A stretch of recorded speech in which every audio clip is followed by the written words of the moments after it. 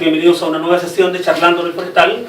En esta oportunidad con Roberto Castillo, autor de Muriendo por la Dulce Patria Mía, libro editado por los Libros de Laurel, quien amablemente, aprovechando su estadía en Chile por estos días, nos aceptó venir a conversar un poco. Primero, ¿de dónde sale la idea de escribir de Arturo Godoy? Sí, bueno, este libro es muy extraño porque cuenta la génesis del libro. Entonces, parte de lo que ahí está como ficción refleja el proceso de cómo empecé a escribir el libro. Lo que sale al principio. Lo que sale al principio es una ficcionalización el proceso que hice para empezar el libro, que al principio fue pura curiosidad.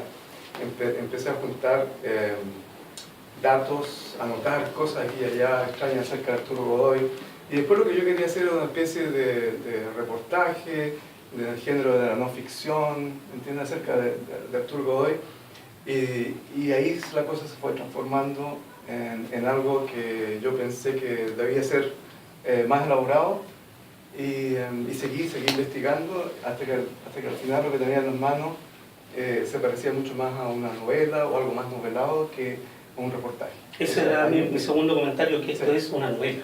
Esto es una novela. Yo lo leí y es una novela con todas sus letras, no hay... Mucha gente me había dicho, oye, qué bien que está la biografía, necesitaba una biografía, qué bueno que alguien se puso las pilas, hizo la biografía. Y yo le digo, bueno, lamentablemente esto es lo más parecido que vas a encontrar una biografía, pero esto es una novela. Claro, no, entonces al principio, y lo quise poner también en algunas de las primeras páginas, esta advertencia que no es acerca de la vida de Arturo Godoy, sino que alrededor de la figura de Arturo Godoy, más bien. Y esa parte yo creo que la no comprensión de esa diferencia entre biografía y novela, que no solamente la tuvo gente digamos, inexperta en literatura, sino que también gente que se dedicaba a la literatura, eso fue lo que causó problemas en la primera vida de esta novela, en el año 98. Eso es la siguiente pregunta. Yo me recuerdo de haberla visto, como no acostumbro a mentir, no la leí en aquella época, pero yo sabía que este libro era bastante antiguo, unos 10 años. Claro, este año fue el año 98, o sea, más antiguo todavía, o sea, habrían sido 20 años, se hubiera salido un poquito en junio. Que es 10 años que yo me como siempre por necesidad. Yo también.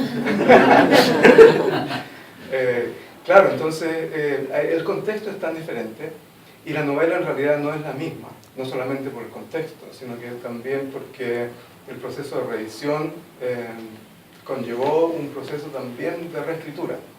Entonces, picaneado por la editora de Laurel, Andrea Pérez, yo le hice una limpieza bastante a fondo al libro, de cosas que nunca me funcaron, nunca pensé que estaban ahí como debían estar. Entonces aproveché la oportunidad y saqué un par de capítulos que pienso que no obstruían el flujo narrativo.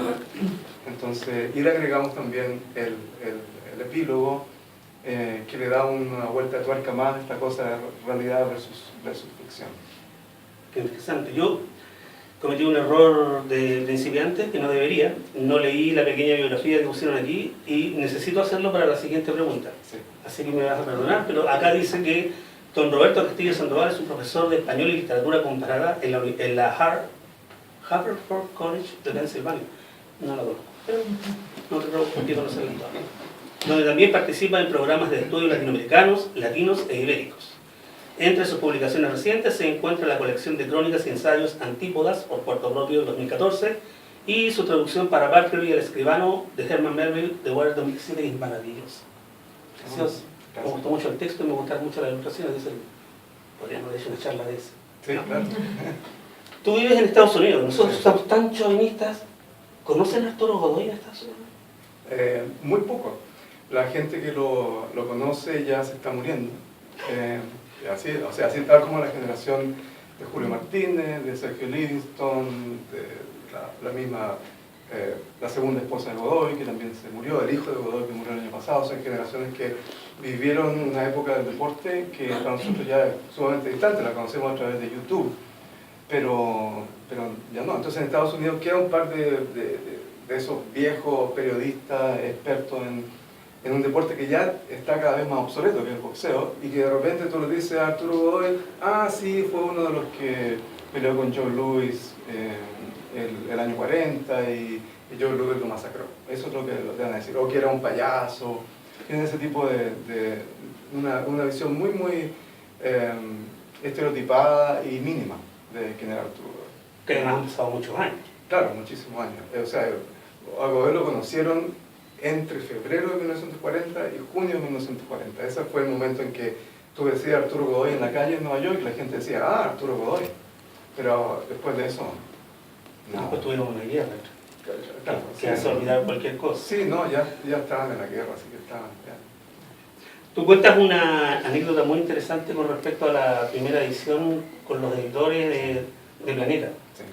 ¿Nos podrías contar un poco en detalle qué pasó? Se ve como sabrosa esa. Sí, sí. Queda con gusto poco, ¿no? Claro, lo que pasa es que se dio como una especie de tormenta perfecta para que pasaran cosas raras alrededor de la novela.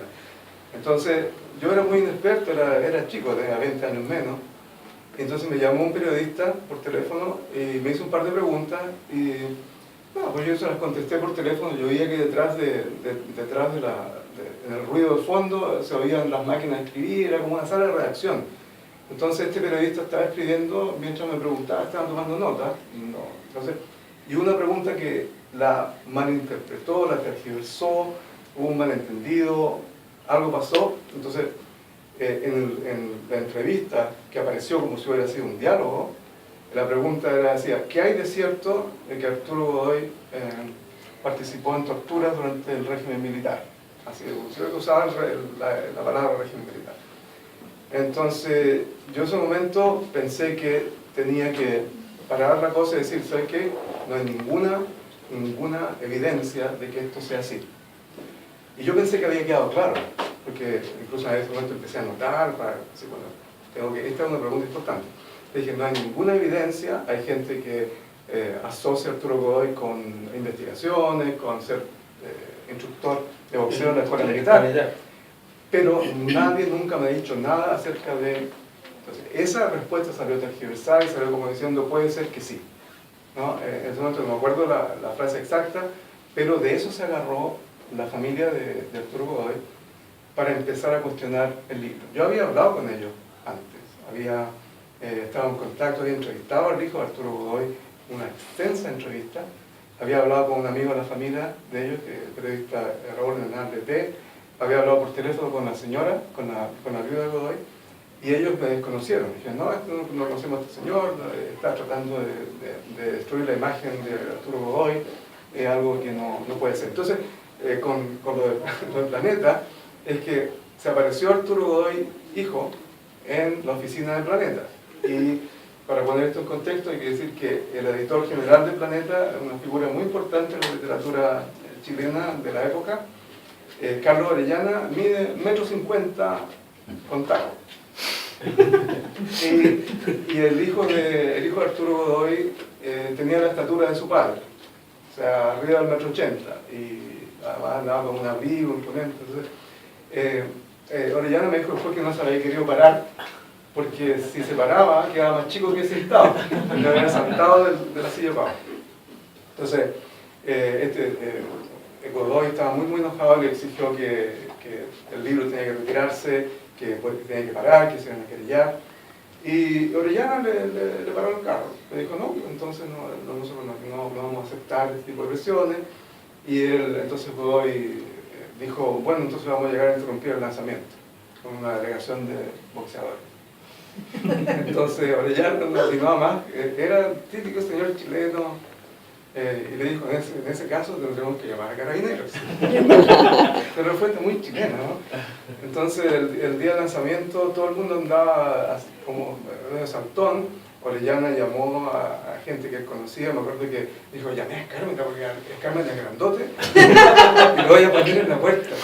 Y en efecto apareció Carmen de ahí, lo puso ahí, parado en la puerta de atrás. Y no aparecieron los boxeadores y el lanzamiento siguió adelante, pero había una atmósfera que era muy rara, porque en vez de haber, el lanzamiento se hizo en la Universidad Católica, y era un congreso literario, pero había cámaras de televisión, había periodismo deportivo, y estaba este señor gigante, periodista deportivo, Pedro Pavlovich, ahí estaba, y me acuerdo de la sensación que me dio, porque en cierto momento golpearon la puerta, la gente pensó, aquí llegaron los boxeadores, y ahí prendieron los focos y toda la cosa.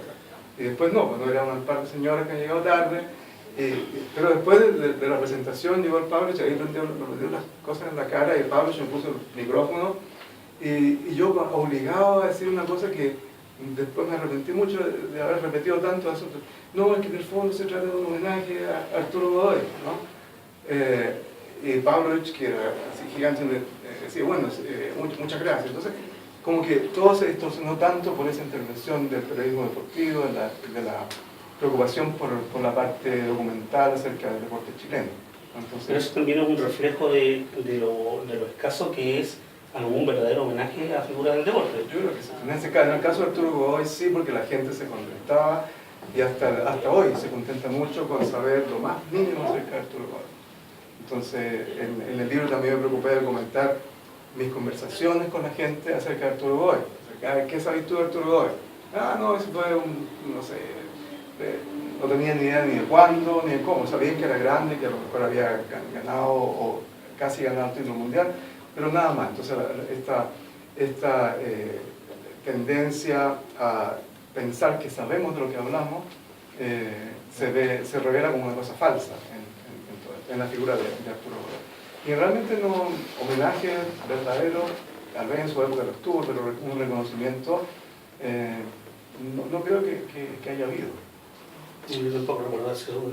Yo recuerdo un libro con fotografías, sí, que intenta hacer una biografía, pero tiene tan poco texto que no pasa. Claro, el que hizo eso fue Bernardo Guerrero, que es profesor en la Universidad Arturo Prat, en la Universidad de Tarapacá, en Iquique, que está preocupado de comentar la vida de Iquique. Pero él es fan de la novela. Yo me preocupaba mucho de la gente de Iquique, porque ellos defienden mucho esta identidad de Iquique, tierra de campeones. Hablan mucho de ella. Claro, entonces cualquier cosa que ellos sienten que los remezca un poquito los ídolos, también se engrifan. Sí. La investigación para el personaje, ya dijimos que es una novela, pero el personaje está muy bien retratado a la época. ¿Cuánto trabajo hubo ahí? Ahí hubo bastante trabajo de archivos, de odio hasta el día de hoy, odio las máquinas de microfilm. En esa época eran, bueno, yo creo que todavía en muchas partes son iguales, pero te queman los ojos. O sea, una cuestión, después de un rato tú pierdes la noción de cómo realmente mirar, ¿no? Porque estar mirando rollo tras rollo de microfilm te mata. Así que hay mucho de eso, mucha investigación así de libros, sacar libros, abrir libros. Estuve en la Biblioteca Nacional, la Hemeroteca, buscando todo lo que había acerca de Arturo Godoy y así, entrevistando a mucha gente. O sea que ese trabajo documental está hecho. Y está narrado en el libro. Tú comentas cómo estás haciendo el trabajo. Claro, hay partes que están narradas, no me imagino. Claro, entonces, por eso me preguntaba por lo demás. Sí. Además, cuando hiciste la primera investigación versus la que hiciste ahora para depurar el cambio que hiciste, ¿hay una diferencia? ¿Hay más material ahora? Mira, hay más material ahora. Uno simplemente se cuelga en internet y pone en YouTube Arturo Godoy y salen las cosas que yo tuve que demorarle 6, 8 meses para conseguirme 2 minutitos de una película. Entonces, ahora en el 25. Claro, ahora qué sé yo, hay demasiado, hay de sobra. Entonces en ese momento era una cosa, era un acceso a un material que había estado como escondido ahí. Entonces, pero ahora no hice nada de ninguna investigación aparte. Lo que me dediqué, senté frente a la computadora a limpiar, sacar ripios y pensar en la parte literaria, de cómo funcionaba el libro de manera literaria. Nada. ¿Y literariamente cuál es la diferencia entre una y otra? Yo creo que este como texto se lee mejor. Está más limpiecito, más, no hay tanta cosa tentadora, porque yo lo escribí, fue mi primer libro, entonces uno cuando escribe su primer libro, yo creo, mucha gente se lo oído decir que uno le echa todo, uno le echa con la olla, ¿sí? Ya, ok, todo lo que tengo ya lo meto ahí. En cambio ahora tengo esta sensación de que puedo ser más selectivo, porque esta cosa no funciona, aunque me gusta esta anécdota, pa' afuera. Esa palabra, no, ya, listo, no sirve. Cantidad no es calidad. Exacto, ¿no? Entonces, es mucho más, un trabajo más de como de cirujano, sacar. ¿Y el trabajo de la Andrea? Mira, el trabajo de Andrea, esa parte es muy entretenida porque ella me llamó así muy formalmente, tuvimos una reunión acerca de, ella me quería proponer algo, y me dijo que te quiero proponer, me gustó mucho el libro, me contó cómo había llegado el libro a sus manos, y me dijo, este libro cuando lo veo me pican los deditos, por meterle mano. Entonces me propuso entonces editar hacer la edición del libro con la condición de que ella tuviera acceso también al proceso de editar. Yo feliz porque la conocí antes de Andrea, había trabajado con ella en la revista Dossier y la conocía por su fama de buena editora. Entonces yo feliz porque cuando yo publiqué la primera versión estaba completamente en crudo, la mandé la imprimí, la mandé con unos disquetes, eso que se... y listo, en WordPerfect. Y nada, y yo siempre quise, bueno, ese libro hay que revisarlo. Entonces ahora la oportunidad, esa fue la oportunidad. Entonces ella me dijo, ok, hagámoslo. Y yo dije, perfecto. Ella me dijo, tú primero.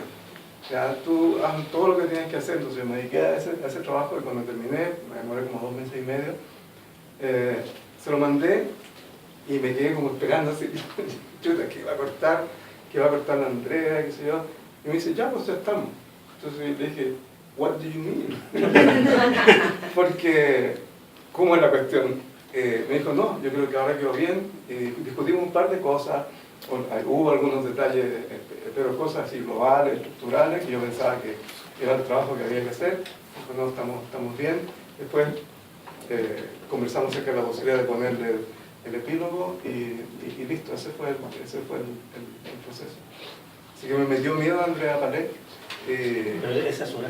Sí, así parece. Ella atemoriza. Sí. Además que la fama la precede. Claro, exacto. Así que fue un placer el proceso realmente. Y el cuidado que le ponen en laurel a la edición de los libros es ejemplar. Es bonito, Sí, ¿sí? sí, súper lindo. Sí, como objeto. Sí. La otra edición no, vi unas fotos y me gusta más esta. Sí, bueno, ese otra vez el contexto, porque la otra ilustración que la hizo mi hermano, que es diseñador gráfico, se sobreponía a la imagen de la Esmeralda, el combate en Iquique y la pelea de Godoy con Joe Louis. Que es otro de los aspectos, yo creo que por ahí va el asunto de la preocupación por el personaje.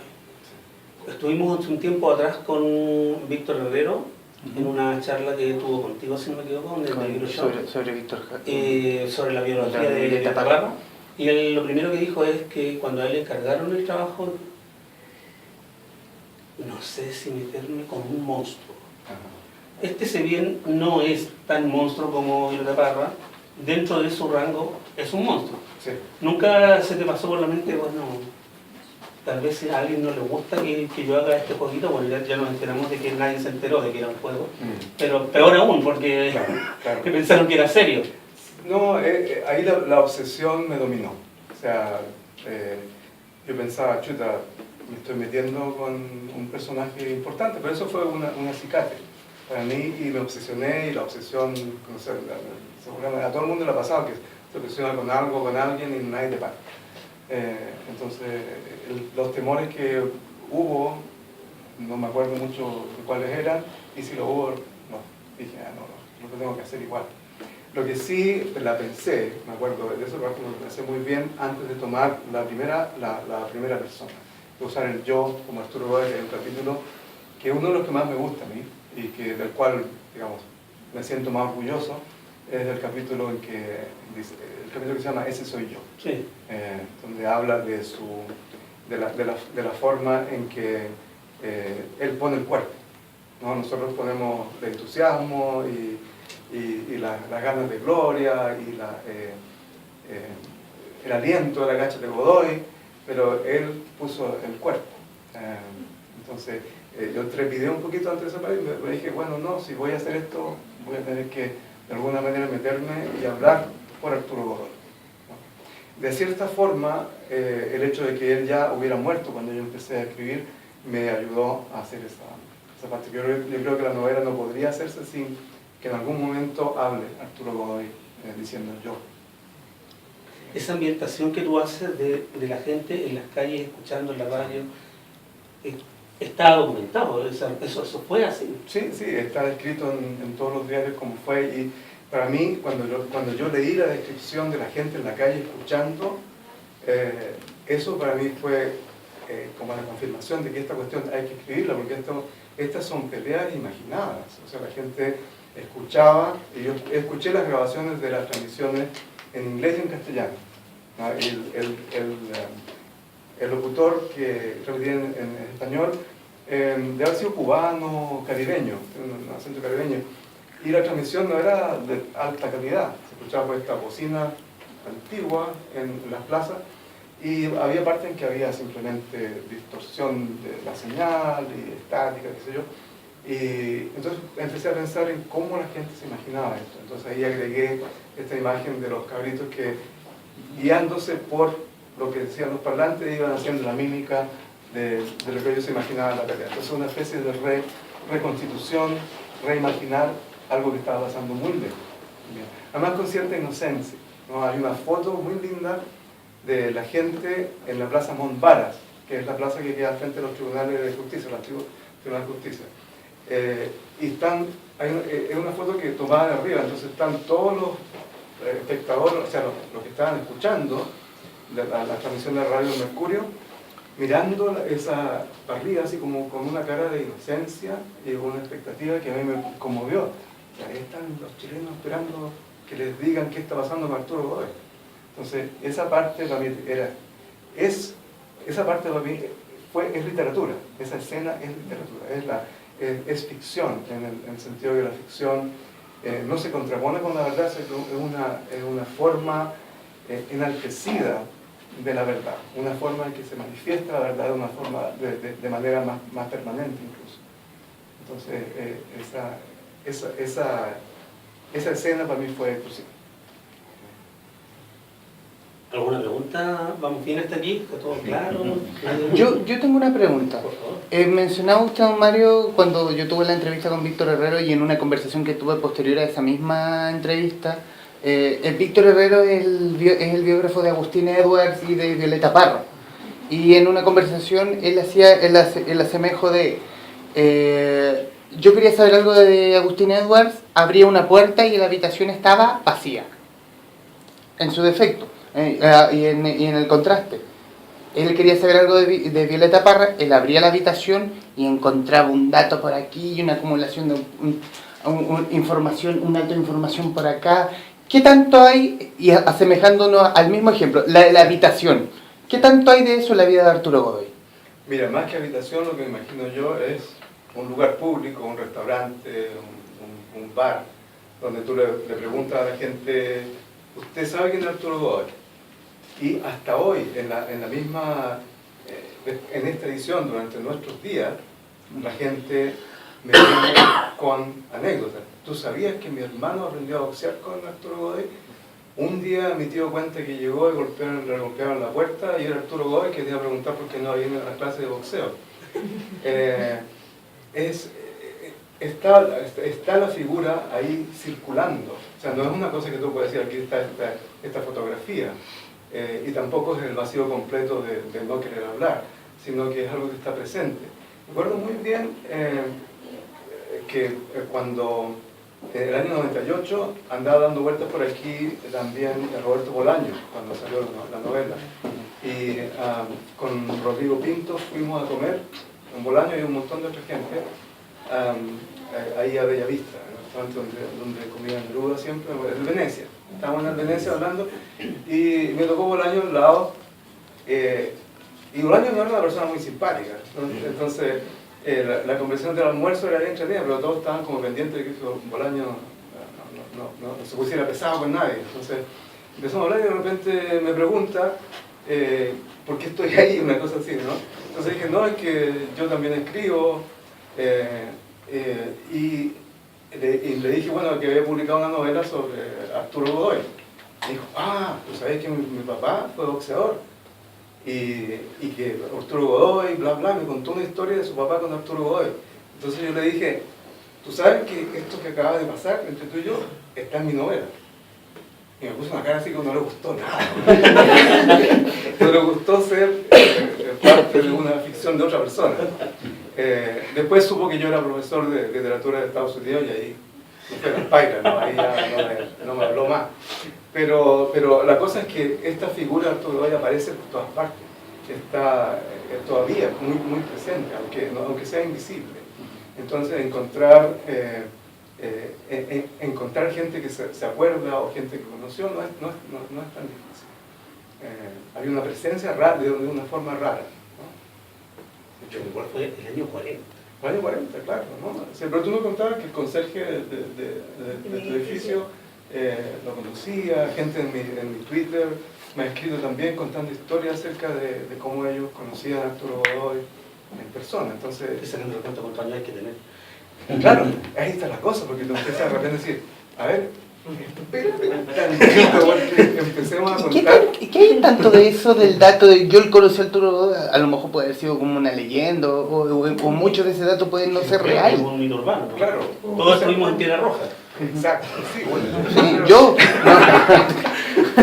Pero la cosa es que eso justamente como que subraya y destaca el hecho de que la figura de Arturo Godoy de alguna manera gatilla este interés, este tipo de interés por su figura. Hay ahora en el YouTube, yo lo vi mucho después que la novela está escrita, por supuesto, y lo vi incluso después de que terminé de hacer esta edición, un homenaje que le hizo, eso está en YouTube, que le hizo Don Francisco a Arturo Godoy, creo que fue el año 83, 82, y se ve el tipo de interés que genera Arturo Godoy en esa época también, ¿no? Ese clip yo quisiera que lo vieran porque realmente ahí es uno de los pocos lugares donde aparece Godoy enfocado por tanto rato, ¿no? Como su cara, sus emociones, van pasando un montón de personajes que lo conocieron en su vida y lo que a mí me gustó mucho es para mí constatar que no me extrañaba ninguna de las reacciones de Godoy. La indiferencia con la que saludaba a algunos, la formalidad, como diciendo, ¿qué estás haciendo tú aquí? Con que trataba a otro, y la genuina emoción que tuvo cuando se apareció Mr. Wii, que ahí le cambió la cara y fue una cosa muy emocionante. Entonces, Arturo Godoy, digamos, tiene esa... yo me di cuenta en ese momento que tenía una presencia muy fuerte, un tipo de carisma, que no era un tipo de carisma de aquí estoy yo, sino que un carisma como, yo diría, de carácter emocional, ¿no? Como bonachón. Bonachón en una parte nomás. Hay algo de ternura en la figura de Arturo Godoy, que yo creo que aparece en el libro. Y eso es una de las cosas que yo pienso que están bien hechas en el libro. Parece que no, pero esa. ¿A mí más? Por favor. En la novela Arturo tiene no sé, un affair con una mujer como de la alta burguesía chilena. Sí. Ya, y eso es una pregunta muy tonta, pero está buena, digamos. De mucho talento que soy nomás. Sí. Ya, eso es, digamos, una ficcionalización solo verosímil o que tiene algún asidero. No, tiene asidero y la confirmación de eso cuando yo hice toda la averiguación, la primera vez que se publicó, es que nadie me quería hablar. O sea, gente relacionada con el mundo cuico, digamos, que podría haberla conocido, pero nada, a lo más una pequeña subida de ceja. Pero no soltaban pepa, entonces eso para mí me confirmó que, así incluso bueno, yo tengo el nombre completo de toda la afiliación, o sea, eso no está en la novela, pero al parecer todo indica que sí hubo este amorío. Es un gran personaje. Sí. No, claro, cuando yo me enteré, dije, no, esto tiene que... Daba otro libro. ¿Qué hace feliz? Claro, Roberto, tú el 98, ¿en qué periodo terminaste la novela? La terminé el 90. No, se la terminé en el 97. Pues nosotros nos encontramos en Iquique del año 98. Claro, ¿Tú estabas cerrando el capítulo ya? Eso yo creo que en el 98 ya estaba escrita ya, porque yo había estado en Iquique antes, Ya. entrevistando gente. No, yo creo que en el 98 ya estaba Ah. escrita, sí. Yo viví harto tiempo en Iquique y mi mamá harto tiempo también. Soy profesora de educación física y me tocó ir a la casa del deportista, ¿ya? Y me llamaba mucho la atención porque tenían grandes fotos de Arturo Godoy, Estanislao Loaiza, etc. Y me llamaba mucho la atención lo bien que hablaban de Arturo Godoy. Era casi un personaje y hasta el día de hoy, fíjate. Entonces, mi pregunta, el libro pareciera que por razones obvias, no sé, por el conflicto que hubo, no lo pudiste presentar en Iquique. ¿Te gustaría presentarlo en Iquique? Me encantaría, estuve hablando con Bernardo Guerrero y no se dio por cosas de... sí, un buen... Claro, por cosas yo me voy el martes de vuelta al Aquí polo, interesa ¿no? mucho. Pero a mí me encantaría ir a Iquique a presentar el libro y hablar de cómo hablar de Arturo Godoy, porque me encantaría hablar de gente que lo conoció y justamente presentar mis ideas acerca de cómo es que tenemos que hablar de alguien como Arturo Godoy y sin esta mitificación que yo pienso que a veces esconde lo más rico de la figura de Arturo Godoy. Entonces, porque Arturo Godoy como mito, como campeón chileno, sería mucho tener un campeón de todos los pesos que fuera chileno, pero eso ocultaría toda la otra riqueza que hay en su persona. Pareciera que gracias a él está la frase épica de Iquique, tierra de campeones. Claro, aunque eso también venía de antes, o sea, de los años, del principio del siglo XX en Iquique había una exacerbación de la actividad física, ¿no? Eran campeones de todo. Sí. Campeones de todo, hasta de bowling, ¿no? Entonces, de bocha. bocha y palitroque. Había campeones de palitroque nacionales y las eran canchas campeones de de palitroque. palitroque. Sí. Entonces, Todavía están. claro, y Arturo Godoy practicaba natación y era un eximio nadador. Él en realidad querría haber sido nadador o bailarín. Esas eran sus dos vocaciones. Y el boxeo le daba esta otra posibilidad de salida económica. Pero a la gente que le hizo la pregunta, todos dicen que sí, él hubiera querido ser nadador o bailarín o actor de cine. Es muy linda la lectura de Iquique que hace la novela, que desde la matanza de Santa María pasa como por todos los mitos iquiqueños, eso es interesante. También es una gran historia de Iquique. No es, como tú dijiste, como no es una biografía del personaje, es como este personaje en este contexto, y ese contexto es Iquique. Claro, a mí me interesaba mucho Iquique, rescatar esta cosa de Iquique como algo chileno chauvinista. Porque nosotros, sobre todo el grito de aquí de Santiago, tenemos esta cosa de que ahí como que es como un crisol donde nace este orgullo nacional y guerrero, y el triunfo moral y toda esa cosa. En cambio Iquique culturalmente era una cosa mucho más rica, sofisticada. La existencia, por ejemplo, de las familias peruanas que se quedaron después de la guerra en Iquique.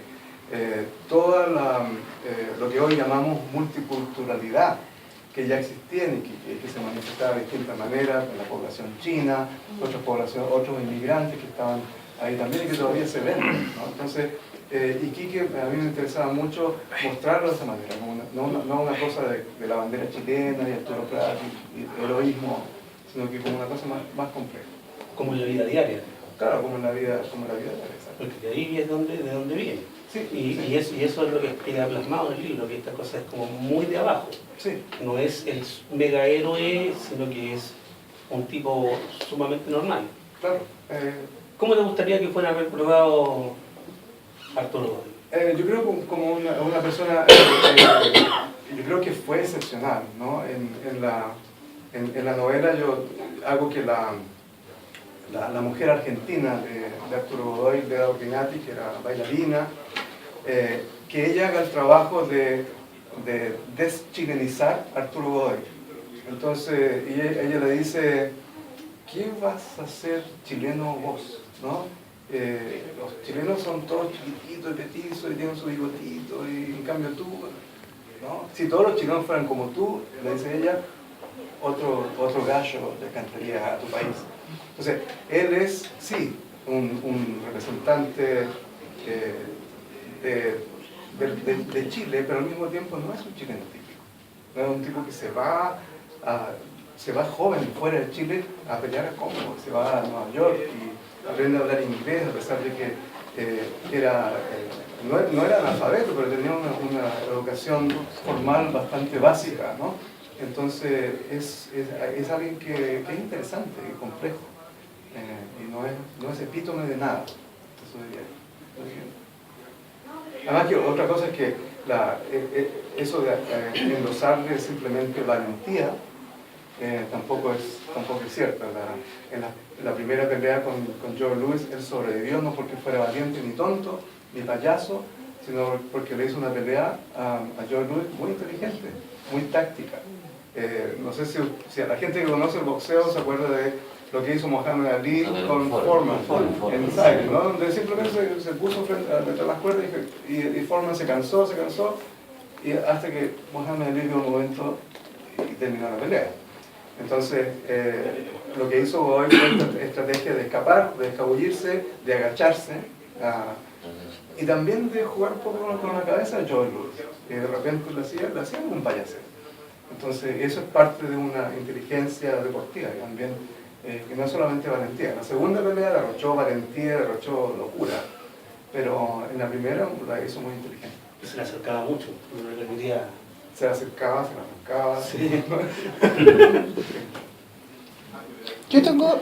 Yo no he leído el libro, y tomándome la idea del caballero aquí presente, ¿qué tanto al no ser esto una biografía como tal, qué tanto de real y qué tanto de licencia creativa hay en la obra? Bueno, mira, esa es la pregunta que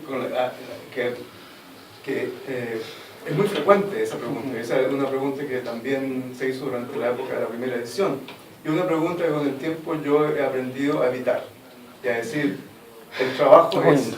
Perdón. Sí, no, yo evitar la tentación que tengo yo, esta parte es verdad y esta es mentira y esta la inventé y esta no. Entonces, porque en primer lugar, porque yo no me acuerdo. No, de repente yo empiezo a dudar acerca de qué es lo que es verdad y qué es lo que inventé en esta novela. Entonces, como cosa de ser franco con uno mismo, digo, pero la otra es que la novela es una invitación también a los lectores, a terminarla. Que entonces, por ejemplo, en las palabras del personaje de Mr. Wifa, que se llama Mr. W. Akbar, Mr. Wifa, en el libro, que toda crónica que se precie de tal tiene que quedar inconclusa para ser entendida cabalmente. Entonces está esa invitación a los lectores a decir, bueno, ya vamos a entrar en esto, así, bueno, ¿cómo es que nosotros construimos lo que pensamos que es verdad? ¿No? ¿Cómo formamos nuestra creencia?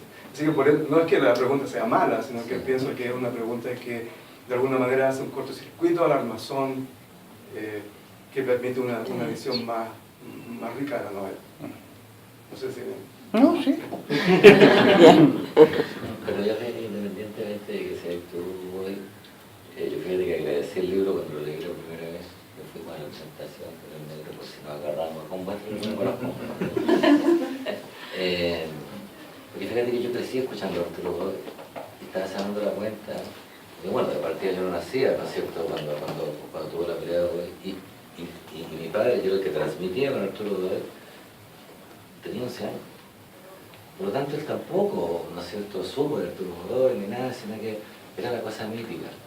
Y ¿no es cierto?, que así como hablaba de mitos positivos, ¿no es cierto?, que es lo que tú no sé qué opinaba en esta momento, también hay una mitología negativa en torno a Arturo Godoy. Y no es cierto, ponemos nuestra cabeza que es un poco...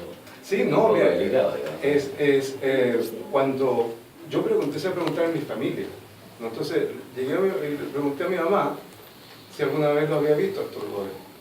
Entonces mi mamá me dijo, es un fresco de mierda. Una vez me siguió por la calle, mi mamá era muy buena moza, y entonces la siguió por la calle y la molestaba, ¿no? Entonces mi mamá no quería nada con Arturo Godoy por eso. Entonces se encuentran estas cosas también, hay mucha...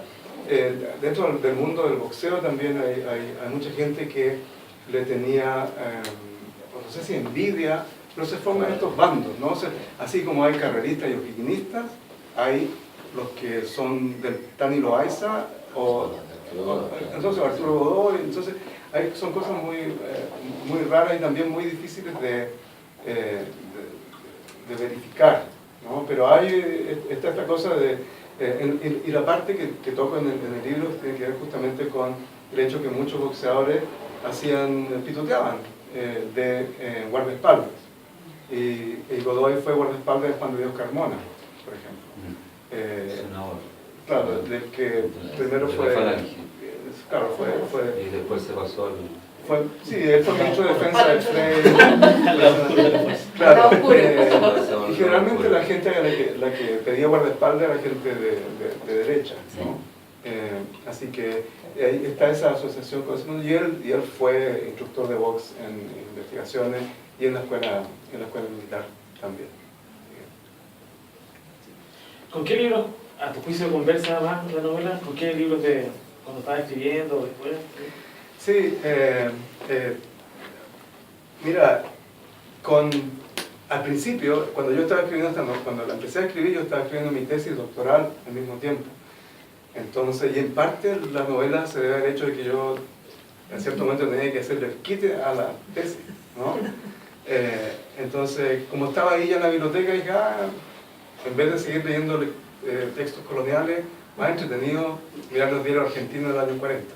Entonces, pero en esa época yo estaba muy metido en leer cosas coloniales, de crónicas de Indias, la historia verdadera de la conquista de México de Bernal Díaz del Castillo, el enemigo de Bernal Díaz, que era López de Gómara, el mismo Pedro de Oña, a quien le robé el título de la novela, y el cautiverio feliz de Pineda de Bascuñán.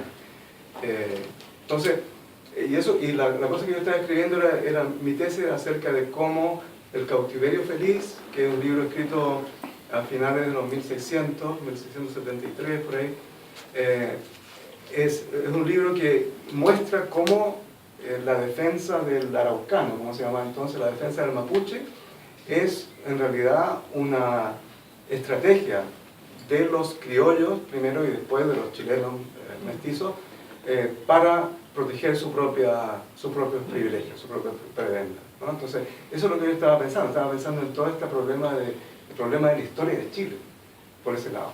Y por otra parte también estaba leyendo, me acuerdo, Tristram Shandy, estaba leyendo Moby Dick, la tenía ahí siempre, así que en realidad el libro yo creo que tiene que ver con toda esa acumulación de libros que tenía en la cabeza, y por supuesto Borges, ¿no?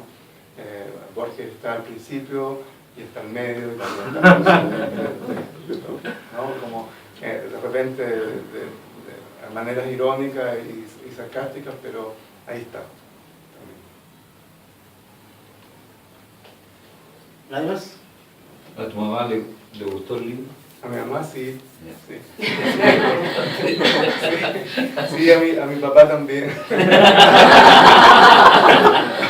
No, y lo digo porque el personaje que se llama R. Castillo en el libro es un personaje que es mucho más interesante y mucho más, no sé, más reventado, más libre que yo. Entonces, hay un momento en que tiene un accidente, por ejemplo, lo atropellan. En la primera versión, en la primera edición, ese personaje al final, como lo atropellan, le hacen unas transfusiones de sangre, al final muere de sida, de esa primera transfusión. Esa la parte la saqué porque me pareció que era un poquito truculenta.